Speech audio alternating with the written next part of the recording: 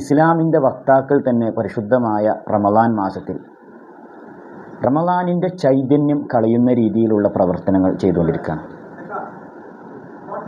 ആ ഷാജാൻ എന്ന് പറയുന്ന ഈ ചങ്ങായിൻ്റെ പ്രവർത്തനം കണ്ടപ്പോൾ വളരെ മോശമായിട്ട് തോന്നി. കാരണം അദ്ദേഹം മുസ്ലിമായൊരു മനുഷ്യനാണ്.